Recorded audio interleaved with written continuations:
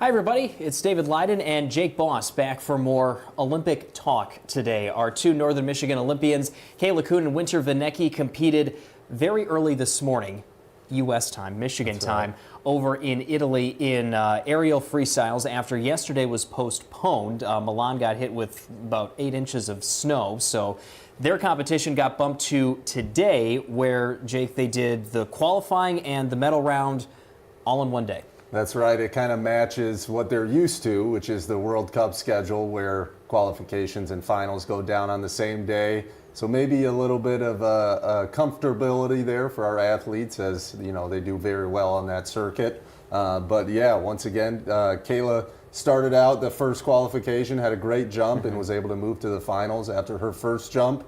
Took Winter one more round to advance to the final, but they both got to the final. Got to the final, but missed the medal podium barely. Barely, and that's the thing. These margins are so close. The tiniest of thing can hurt your score and make it so that you don't place on the podium. And unfortunately, both of our athletes just on the landing a little bit saw a little bit of struggle, a little bit of contact with the ground, and that was deducting their points enough where they ended in 5th and 6th place. Kayla Kuhn finished 5th, and Winter Vanecki finished in 6th. And you talk about the point deductions. They were only separated from making the podium and not making the podium by a couple of points. There was still maybe 6 or 7 points between gold and where Winter and Kayla finished, but they were that close to a bronze or a silver medal. Exactly, and unfortunately, all your qualifying jumps, everything you've done before that final medal jump goes out the window. It's all on that one jump, so any mistake that you have is magnified even more. You can't rely on past jumps that you've done really well at to prop yourself up and give yourself some space. It all comes down to that one single jump. But still, that 5th and 6th place finish, when you look at where Winter and Kayla finished 4 years ago during the Beijing Olympics, that was an improvement significantly for both of them from where they landed in 2022. 100%. That's why it's, you got to take it with a grain of salt here. You're still number 5 and number 6 in the world at this specific skill. Nobody else can do it at the level that you're doing it at, and it just so happened, like we said, a minor little tweak, a minor fall on the landing, just put them just out of reach. And it shows you just how good the competition is on the Olympic stage, because Winter and Kayla, when you talk about the World Cup stage, it's different competition. They're considered the top of their game there. There's almost no question that they're going to be on the podium. Yeah. Then you get to the Olympics, the highest level of competition, you could argue, in the world, and they couldn't make the medal podium, unfortunately. Right, yeah, and that's what, you train all these years, you worked so hard for 4 years just for that one chance.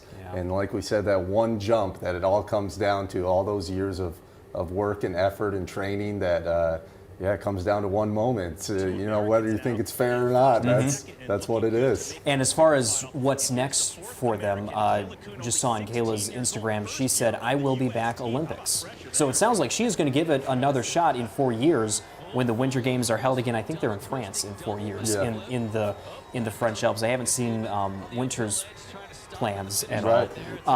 Kuhn, just 22 years old, already a 2-time Olympian, so very impressive, and certainly has some more years left to make another shot at it. So she'll take another shot, and this is not the end of the kind of high-flying, high-action women's competition, a matchup that a lot of people are going to be watching coming down the road, Jake. USA versus Canada in women's hockey. That's right. It's going to be an electric game, back in gold medal contention, and these two have kind of been rivals here over the stretch of the Olympics and even further past that. So looking forward to that game and seeing if USA can kind of rise up in the gold medal standings here. We've been stuck in 3rd place for a while. Yeah, looking for a little bit of revenge against Canada, and it's looking like it could be the same matchup on the men's side. The Canadian team almost upset today by the Czechs, and the U.S. playing right now. They're playing Sweden. That's right. We've got the game on out there. Yeah. Just trying to do a little score check. The score bug is... Last I looked, it was 0-0 still. Yeah. So you feel like the U.S., you almost think the U.S. and Canada could be on a collision course also